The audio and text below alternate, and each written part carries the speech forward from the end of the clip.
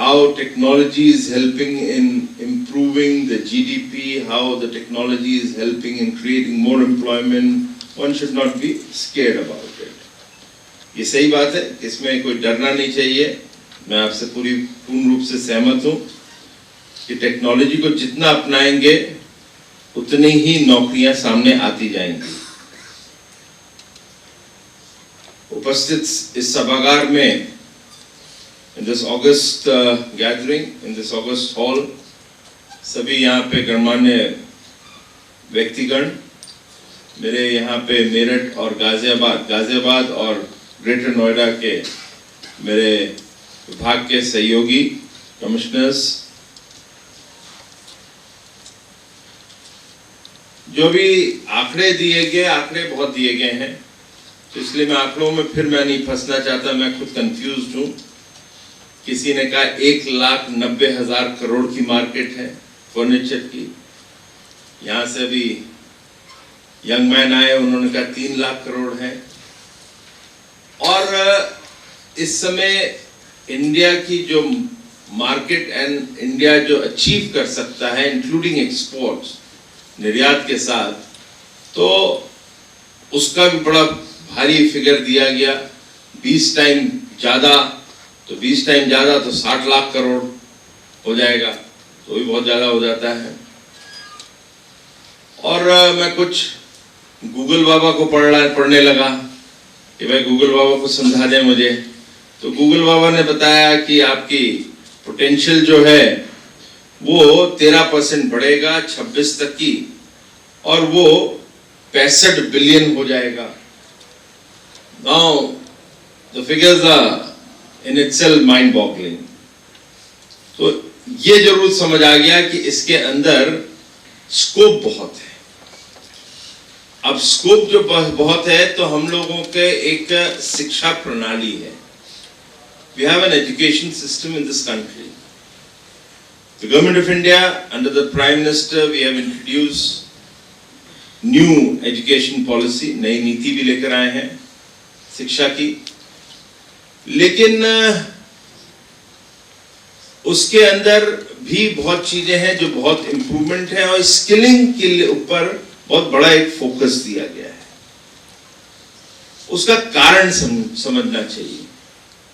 आज भी जो बच्चे होते हैं, वो तो आजकल मैं मानता हूं बच्चों को आप कहीं एक रूम में बंद कर दें रात में और अंधेरे में कर दें, वो 3-4 बजे तक कि वो अपने छोटे से स्मार्टफोन पे दुनिया देख लेगा और दुनिया की बेस्ट टेक्नोलॉजी भी निकाल लेगा और जानकारी लाके आपको अगले दिन दे देता है। But parents don't understand. आज भी उनके दिमाग में रहता है कि भाई बेटा मेरा इंजीनियर हो जाए, बेटी जो है वो भी डॉक्टर बन जाए, या बेटा बन जाए, या MBA कर ले, भाई बीच में चल गया BBA कर ले। तो ये सब चीजों में घिरा रहता है, और पेरेंट्स उसको एक प्रकार से मेरा मानना है कुछ मजबूर भी करते हैं। And they miss out on the real world. And when they miss out on the real world, then जो बच्चे होते हैं वो भी मिस आउट करते हैं on their growth potential and growth opportunities. और इसलिए जब हम देखते हैं कि विदेश जाएंगे, तो जो कारपेंटर भी है वो भी बगल में रहता है, और जो व्हाइट कॉलर जॉब जिसको कहते हैं, जो एक ब्यूरोक्रेट होता है, वो भी उसी में रहता है बगल वाले घर में, और जो बगल का कारपेंटर शायद उससे ज्यादा सैलरी कमा रहा होता है। ये जो चीज है, इसको समझना हम लोग के बच्चों को बहुत आवश्यक है। और एक चीज जो मूल मंत्र है, हमेशा याद रखना, मूल मंत्र यह है, जहां बिजनेस है वहीं पे सैलरी भी है। बिजनेस कहीं नहीं है तो आपकी सैलरी नहीं है, तो आप वो घसी पिटे जो नौकरियां होती हैं उसी में करते रहोगे। आज जितना भी इंजीनियर बनो, जितने भी MBA कर लो, उसकी आवश्यकता होती है। मगर आप स्किलिंग करके और स्किलिंग के साथ एमबीए बन जाओ तो पता नहीं कितनी आपकी आवश्यकता हो जाएगी। क्योंकि एक ये फर्नीचर और वुडक्राफ्ट इंडस्ट्री, मैं कहीं बीच में भी चलूंगा तो आने वाले समय में भारत की कैपेसिटी, मेरा ये मानना है 15 से 20 लाख करोड़ की इंडस्ट्री जरूर होगी। अब 15 से 20 लाख करोड़ की कोई इंडस्ट्री है, वो भी भारत के अंदर है और पोटेंशियल है भारत के पास, तो I am sure there will be many businessmen who will be getting into this business. So once they start getting into this business, they need a lot of skilling people. And I'll tell you as a minister for MSME and investment, I've been talking to many industries. They want to come into India because they feel India is the best market to invest, not China.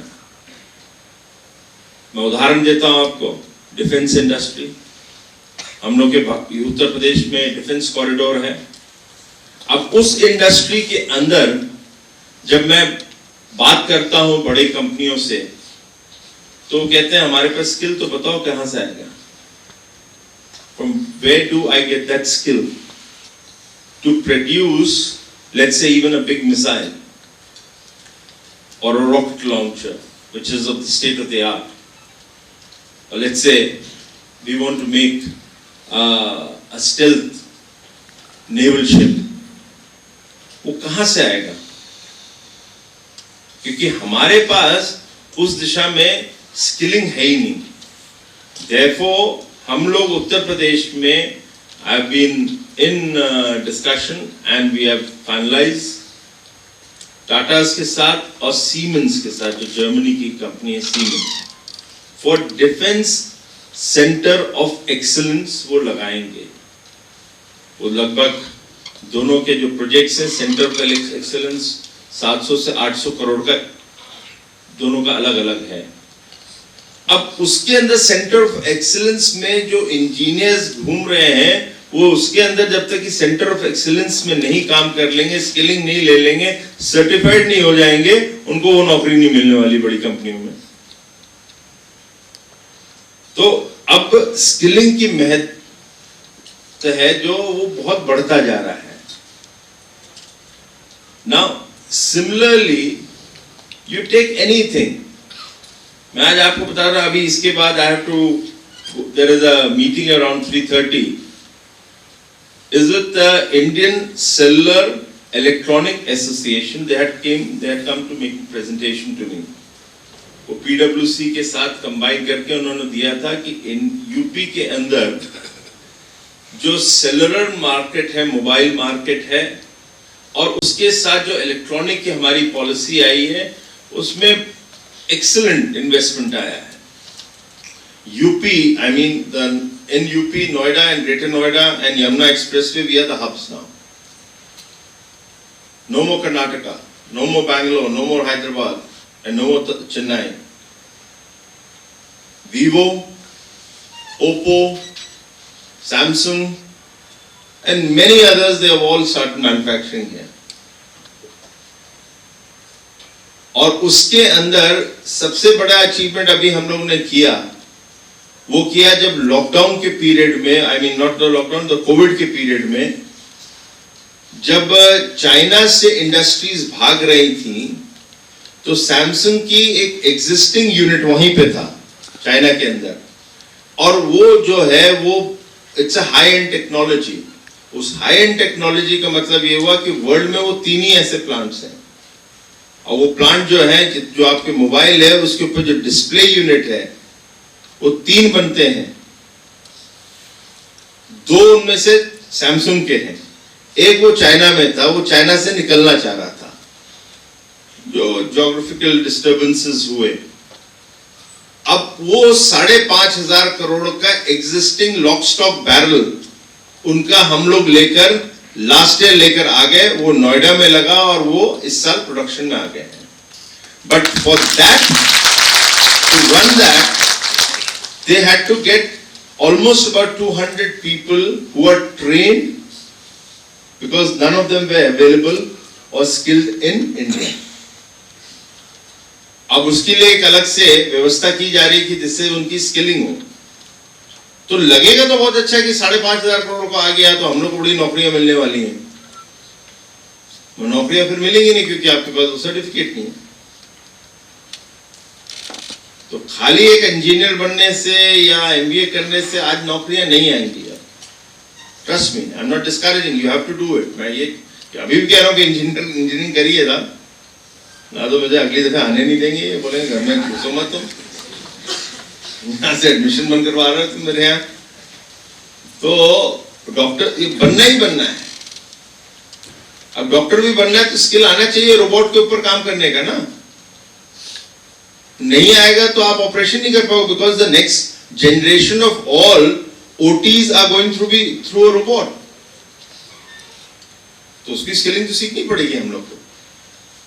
तो इसी तरह से ये काम अब इस प्रकार से ही पैदा होंगे, या because government is not going to be any more, trust me, BJP हो या कोई भी सरकारें आए, विच अनफॉर्चुनेटली अभी इन लोग को हम लोग मौका जल्दी देने वाले नहीं है, चाहे वो स्टेट हो चाहे वो सेंटर हो, हम ही हमें।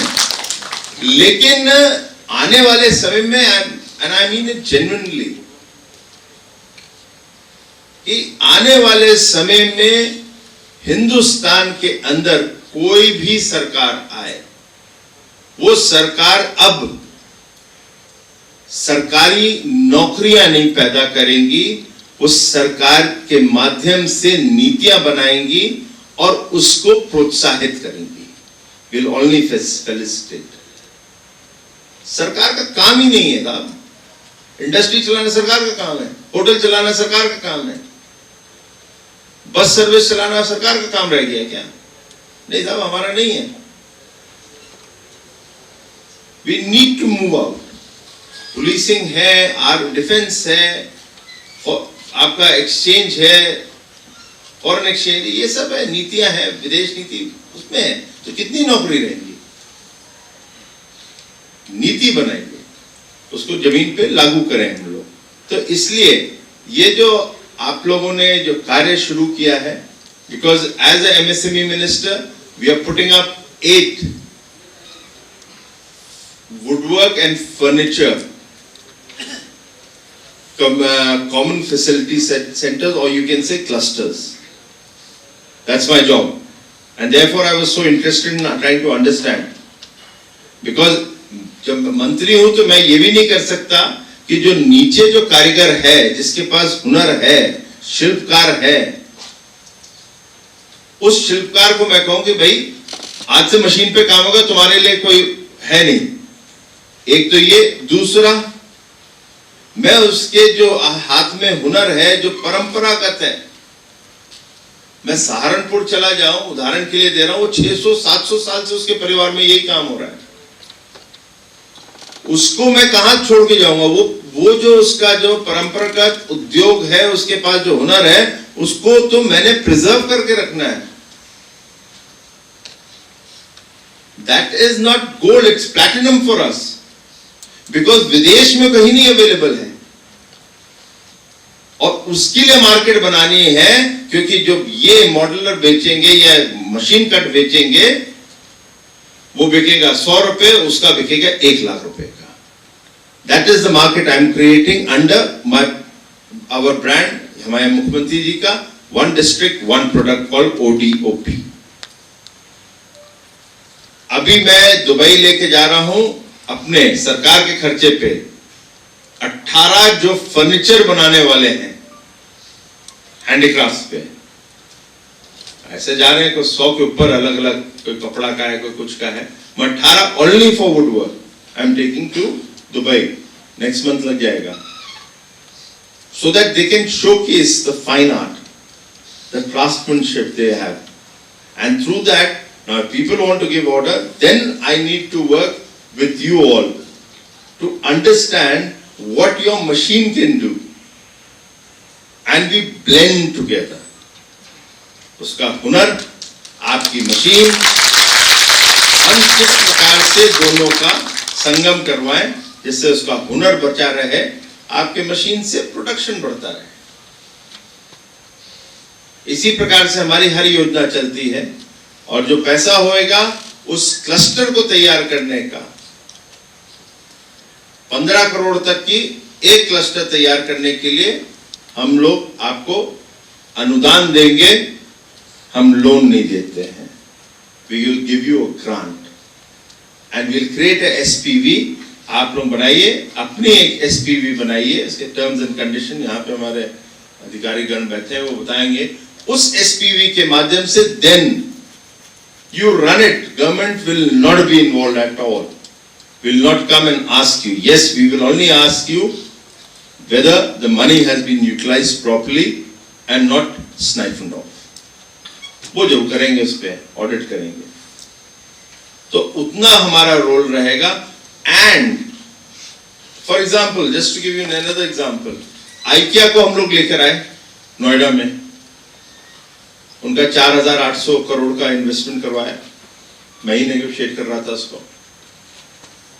अब वो जो आ गए हैं, तो मैंने उनसे कहा कि आप अपनी हमारी फर्नीचर इंडस्ट्री जो क्लस्टर बन रहा है उसके साथ जो टाई अप कर दो, जो अतुल गर्ग जी ने अभी कहा कि द्वई नगर जाके मैं उनका ऑर्डर ले आऊं। सो अब मैं वहां पे जो लाऊं उसमें आप कैसे मदद कर सकते हैं, आपकी machine, I will be more than happy. आपकी जो स्किलिंग सेंटर यहाँ पे, how can they help to create that skill force, I will be more than happy. That is the एक होलिस्टिक जो हम लोग अप्रोच रखेंगे तो चीजों को आगे लेके जाएंगे। And trust me, those who are listening to me, and you may be thinking we politicians love to speak when we see the mic, for those who are listening, young boys and girls, the future lies here. The future lies in getting yourself skilled and becoming professional in that particular area, along with your basics. Certainly you need the basics. And the world will move in that direction, be it anything.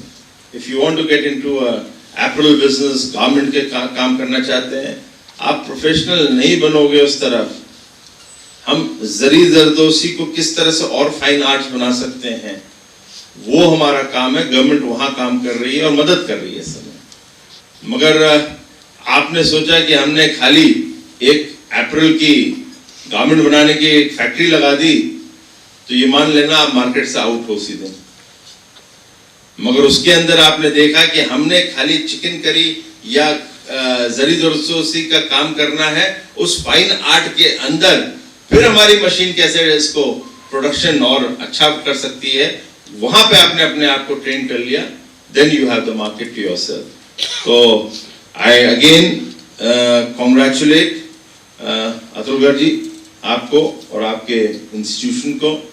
Certainly I would love to visit BSE's Bangalore unit whenever I am on that side, which is very rare, but whenever I go, तो अतुल गर्ग जी किसी दिन लेके चले जाएंगे, चुनाव के बाद तो ऐसे ही चला जाऊंगा इनके, तो उनके साथ चला जाऊंगा। And wish you all the best, and I hope such initiatives continue, and I am given an opportunity to keep coming. But आप परमानेंट एक रखिए लो मुझे, या वैसे काम करते रहो, मैं आता रहूंगा। बहुत बहुत धन्यवाद। अगर आप ये वीडियो YouTube पर देख रहे हैं तो हमारे चैनल को सब्सक्राइब करें और बेल आइकन को दबाना ना भूलें। अगर आप Facebook पर ये वीडियो देख रहे हैं तो हमारे पेज को लाइक करें।